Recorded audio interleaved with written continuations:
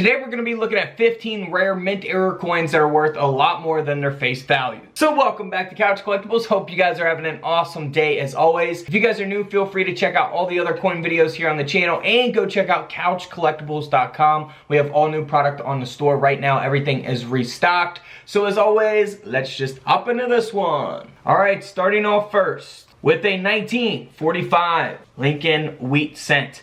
Alright, so this wheat penny here looks very normal on the reverse of the coin, but as we flip the coin over here to the obverse, you'll see there going through Lincoln's shoulder that the coin has an obverse lamination. Now you can look for laminations on all kinds of different coins. Some pretty common and not so valuable. Some can be a little more expensive depending on the condition of the coin, how large the lamination is, and things like that.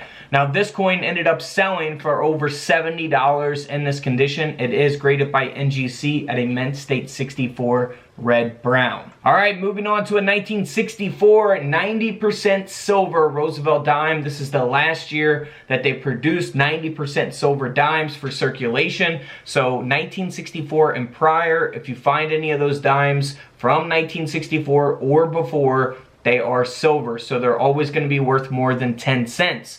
But this coin here does have a mint error. As we zoom in there, you can see that die break, which we also refer to as a cud, that extra metal there on the rim of the coin. Now this coin is graded by NGC at a mint state 63, and this dime ended up selling at auction for around $75. Here's a 1964, again 90% silver coin here.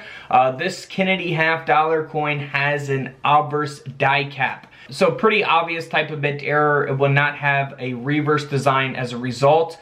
And this coin, graded by PCGS at a mint state 64, ended up selling for over $2,700 at auction. $2,700 for 50 cents. Now here's a 1967 Washington quarter that was struck 15% off center. You can look for off centers on all kinds of different coins, modern coins, pennies, nickels, dimes, quarters, all of the different coins that you can think of. However, you know, some can be less off center than this. Some could be 5% off center. Some could be, you know, 90% off center. This one here is at 15% off center. And this quarter ended up selling at auction for around $90. So nearly a $100 quarter there. Here's another off center, a much more off center, 60%, graded by PCGS. This Washington quarter from 1968 ended up selling for over $225 at auction. And then here's a 1970, getting a little more modern here as we go, 1970 Washington quarter that was also struck off center. And this coin is graded by Annex at an AU 58, so a lot lower grade than the previous quarters there. And this quarter ended up selling for over $115. Here is a 1976 Eisenhower dollar coin. Looks very normal here on the front. You know, you probably wouldn't think much if you've seen this coin. It's all nicked up and scratched up. However, if we turn the coin over, you'll see it has a mirrored image of the obverse design, and that's because it has a reverse mirror brockage. And the coin was also struck 5% off center, which you can see there around the rim of the coin. Now this coin, graded by NGC, ended up selling for over $13,000. 13 grand. Here's a 1978 Washington quarter that was struck onto a 5-cent planchet, so a Jefferson Nickel planchet. It is graded by NGC at a mint state 65, and this coin ended up selling for over $260. Here's a 1983, not so valuable coin here, but it's, you know, a modern mint era coin. It has been broad struck and graded by Annex at a mint state 65. You'll see that broad strike there around the rim of the coin, of course. This nickel ended up selling for around $35, so not really making a huge profit on something like that. Now, same thing with this coin, not a huge profit. It does have those plating bubbles on it, so for anyone that finds these with the bubbles, you know, it's just the plating bubbles.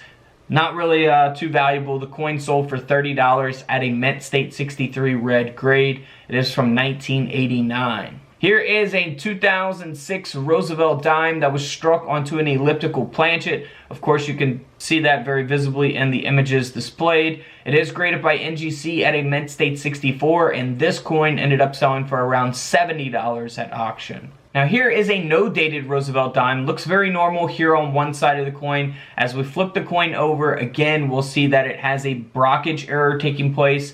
It is graded by Annex at a mint state 62, and this coin ended up selling for $240. Here's another no-dated coin. This is the Jefferson Nickel. The reason that this coin does not have a date, or you cannot see the date, is because it has a cud. So you'll see that die break there on the rim of the coin going over the date of the Jefferson Nickel. It is graded by Annex at an AU 58, and this coin ended up selling for a little over $100. Here is another no-dated Roosevelt Dime. Again, looks very normal on the reverse, but here on the obverse, you'll see that it was struck through a capped die.